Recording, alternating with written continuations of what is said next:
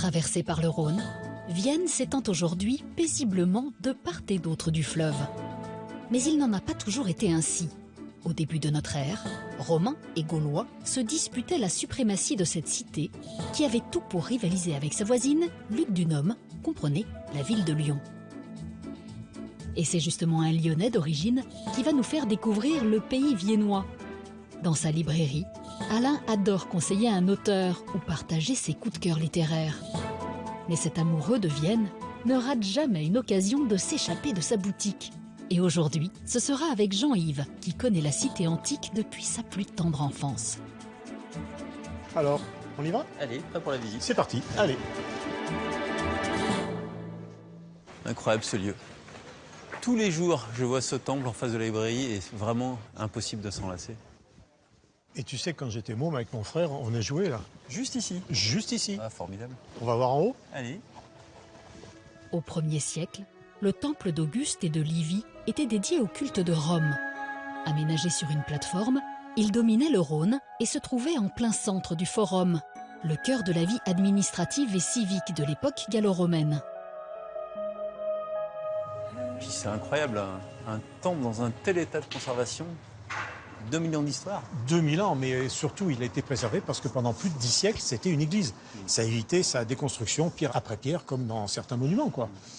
Mais heureusement, parce que ce temple est quand même véritable symbole de la ville. C'est le symbole de la ville aujourd'hui, bien sûr.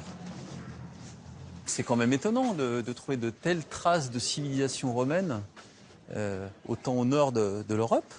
Ah ben, on était d'abord au nord du sud, déjà. Mais simplement parce que Vienne était une ville importante. C'est une ville qui avait 30 000 habitants.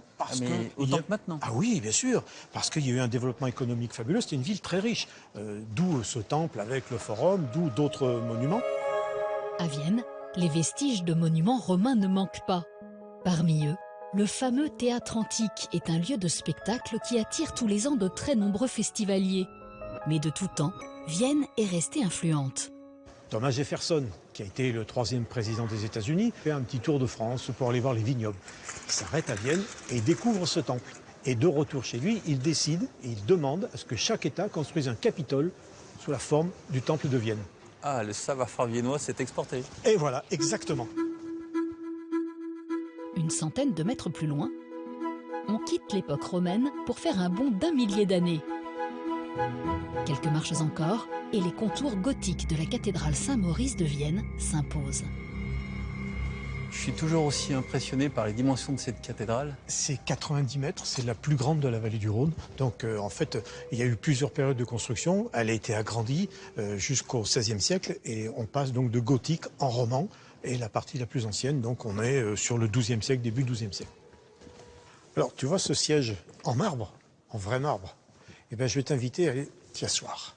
Petite pause? Oui, une petite pause un peu particulière. Voilà, c'est un peu haut. Tu es sur un siège un peu spécial, un peu particulier. C'est un siège qui est très ancien, qui date à peu près du XIIe siècle. On appelle ça la cathèdre. Et c'est là où s'asseyaient, en général, les évêques. C'était le siège épiscopal. Et on a même un pape qui a été couronné ici il y a 900 ans, qui s'appelait Calixte II, et qui s'est sans doute assis là où tu es assis. Impressionnant. Avec cette vue... Mais cette cathédrale est aussi le lieu d'un événement qui a bouleversé l'histoire de l'Église. C'est dans cette cathédrale qu'en 1312, 2 siècles plus tard, un autre pape, Clément V, va mettre fin à l'ordre des Templiers. Il va abolir l'ordre des Templiers. Et ils seront tous là, les cardinaux, les évêques, le roi, sa famille. On les voit là. On les voit, on les imagine. Et ce jour-là, en 1312, donc, on va abolir l'ordre du Temple. Avec sa façade de style roman, c'est au XVIe siècle que la construction définitive s'achève, laissant place à un édifice religieux qui domine la ville. Ah ouais, merci pour le sport, mais ça vaut vraiment le coup d'œil. Sous influence romaine ou gothique, quelle que soit l'époque, les hommes pendant 20 siècles se sont succédés pour façonner Vienne à leur image.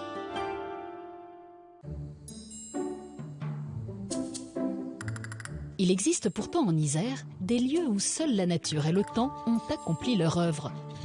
Alain connaît les grottes de la Balme depuis longtemps et il va y retrouver Julie. Ah, le fameux signe distinctif. Julie? Ensemble, ils vont nous faire découvrir un trésor minéral qui s'enfonce dans la montagne sur plus de 3 km. C'est pas la première fois que je viens, mais chaque fois c'est comme époustouflant, quoi. Cette entrée, c'est incroyable, ces dimensions. Une entrée comme une invitation à s'immerger au cœur du monde souterrain. Il n'est donc pas étonnant que ce réseau de labyrinthes naturels attire l'homme depuis l'âge de bronze. Ah, les fameux gourds. Eh oui, c'est comme ça qu'on appelle tous ces petits bassins. Tu sais en quoi ils sont faits? C'est de la calcite, mais Ouais. je sais pas vraiment comment ça se passe. Ouais. C'est de la calcite, donc c'est des cristaux qui sont apportés par l'eau. Mais en fait, avant, ici, il y avait une rivière, maintenant, elle n'y est plus. Mais avant, il y avait une cascade, et c'est dans la cascade que ces bassins se forment. Mais j'adore cet endroit, vraiment.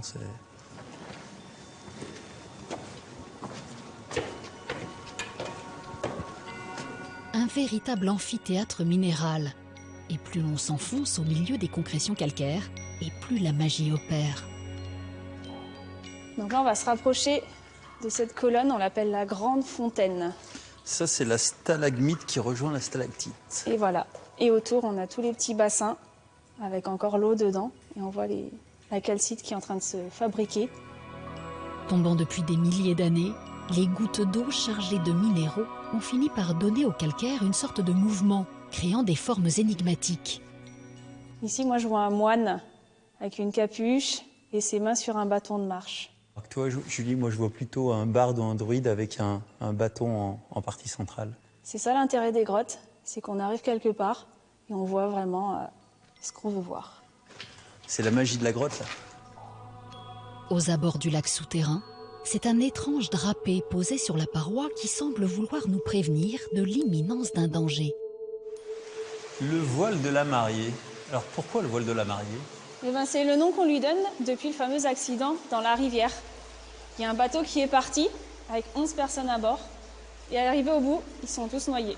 Il y a eu un survivant et c'était le mari d'une dame qui s'est noyée et c'est pour ça qu'on l'appelle comme ça. C'est en 1911 que s'est déroulé ce dramatique accident. La rivière souterraine de 3 km attirait les promeneurs. Malgré l'interdiction et la profondeur, les badauds s'y pressaient nombreux et parfois au péril de leur vie. Quand même, quelle drôle d'histoire, cet accident. Ah, ça, c'est l'une des nombreuses histoires de la grotte. Mais c'est ça qui est génial, c'est ce côté un peu mystérieux, légende. Comme un drôle de tour de manège, les grottes ont toujours attiré les curieux. Nombreux sont ceux qui sont tombés sous le charme de ce lieu insolite. Alors pour terminer, on va quand même monter, voir ce qui se passe au niveau de la chapelle. Alors je l'ai fait ouvrir exprès pour toi. Ah, super. Ah oui, quand même, une vraie belle chapelle. Et à qui il est dédié, du coup? Alors, elle est dédiée à Notre-Dame de la Balme. On l'appelait Notre-Dame des Consolations. On venait pour chercher sa protection. Et les personnages célèbres qui sont venus ici, du coup? Ah bah oui, forcément. Tiens, regarde, viens t'asseoir. Ici, on a quand même eu François Ier qui est venu. Il est venu en 1516. Ah, juste après 1515, c'est Marignan. Et oui, c'est pas une coïncidence, hein. Après sa victoire, il s'est arrêté ici avec sa mère et ils sont venus prier ici dans cette chapelle. Puis plein d'autres personnages célèbres ont dû venir. De toute façon, dans cette grotte, il y a tellement d'histoires, au lieu d'inspiration. Les personnages célèbres ont donc bien jalonné l'histoire de ce lieu enchanteur. Devenue zone naturelle protégée, cette grotte est aujourd'hui occupée par de nombreuses espèces de chauves-souris et quelques chouettes hulottes. Après ce moment minéral, Alain, toujours en quête de plaisir simple, a décidé que le bonheur pouvait être aussi dans le fruit et surtout dans les vergers de poiriers de Sophie et Stéphane. Tu veux me rendre un service? Ouais, Tu dis-moi. veux amener la brouette dans le verger, sauf qu'elle est en train de ramasser les bouteilles. Je suis complètement à la boire. Bon, ok, pas de soucis. Allez, je te laisse faire. Merci. À tout à l'heure. Depuis quelques années, ces passionnés ont quitté la ville. Ils ont repris les rênes de cette institution du pays viennois. Sophie? L'eau de vie de la maison Colombier fait référence depuis les années 30. Salut Sophie.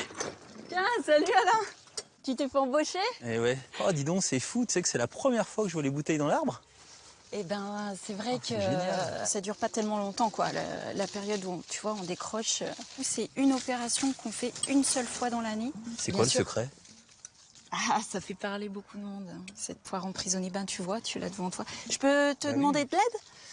L'idée, c'est de mettre la poire à l'intérieur de la bouteille quand elle est suffisamment petite pour passer quand même par le bout, là, alors. Ouais. Donc ça, c'est début juin, par là. Et combien de bouteilles vous faites comme ça l'année? Environ 3000 bouteilles. Mais sur 3000 bouteilles posées, on en récupère, grosso modo, tiens, viens, on va mettre dans la caisse là. On en récupère grosso modo la moitié, entre 50 et 75%.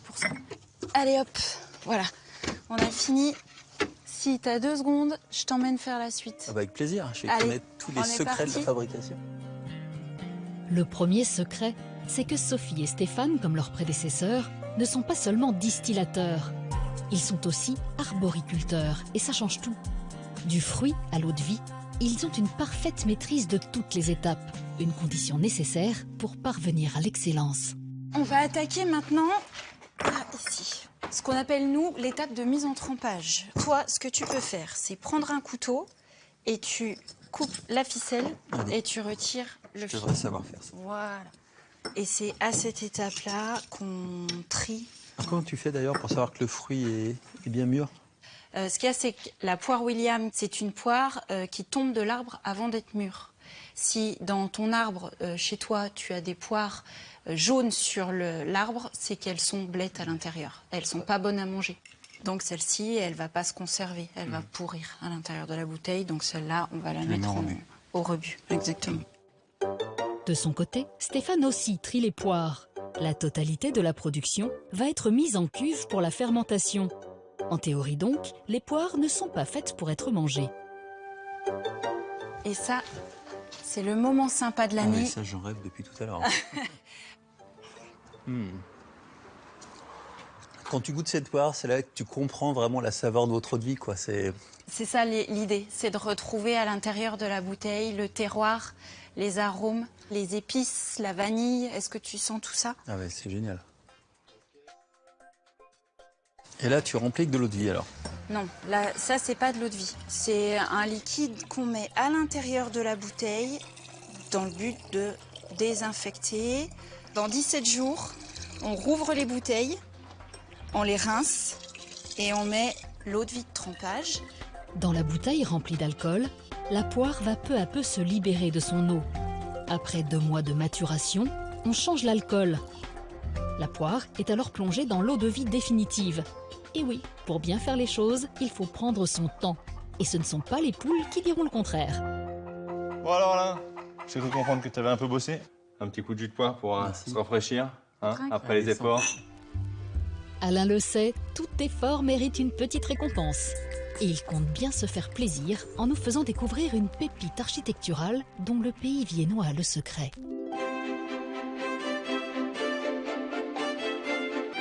Alain retrouve Aymar, le descendant d'une prestigieuse famille de la région.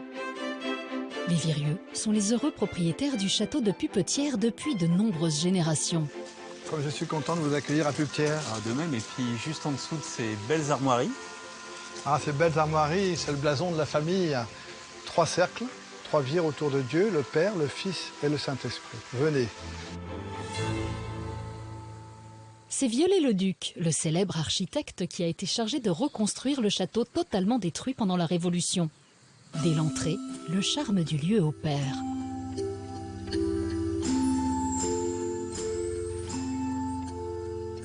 Oh, quelle magnifique voûte! Ah, ça, Alain, c'est le pur jus Viollet-le-Duc.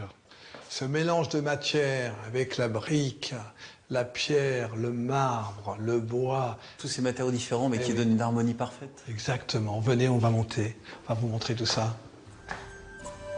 Impossible de s'y méprendre. Pupetière porte bien la marque de Viollet-le-Duc. Des 7 tours coiffées en poivrière recouvertes de tuiles écaillées et vernissées, jusqu'au mobilier de chacune des pièces, tout ici témoigne de la renaissance des arts décoratifs du 19e siècle. Alain, je vais vous montrer un petit détail amusant. Ouvrez la fenêtre. Donc, vous voyez ici, vous avez des volets. Vous ouvrez le volet. Vous voyez, vous avez la pierre qui a été biseautée ici. Non seulement le volet peut être rangé facilement, mais en plus, la lumière, elle va rentrer à l'intérieur et va éclairer dans les pièces, même les coins. L'ingénierie de Viollet-le-Duc. Eh oui, c'est incroyable. Ça, c'est un détail Viollet-le-Duc. Je vais vous montrer autre chose. Venez. C'est Alphonse, le petit-fils de François-Henri de Virieu, qui a initié cette totale rénovation. Grâce à lui, le château redevient une magnifique demeure où il fait bon vivre. Le grand salon de Pupetière. Quelle belle pièce. Regardez ça. On peut imaginer ce salon avec beaucoup de personnes. Il y avait toute l'aristocratie, la haute bourgeoisie de l'époque qui venait ici. Vous savez, il y a plus de 40 chambres ici, donc ils avaient effectivement de quoi loger tous les amis. Les plus grands noms se pressent au château comme pour oublier les heures sombres de la Révolution pendant laquelle tout presque a brûlé. Ce meuble ressemble à un écritoire, mais me paraît un petit peu trop haut, non? Il est très haut parce que François-Henri de Virieu écrivait debout.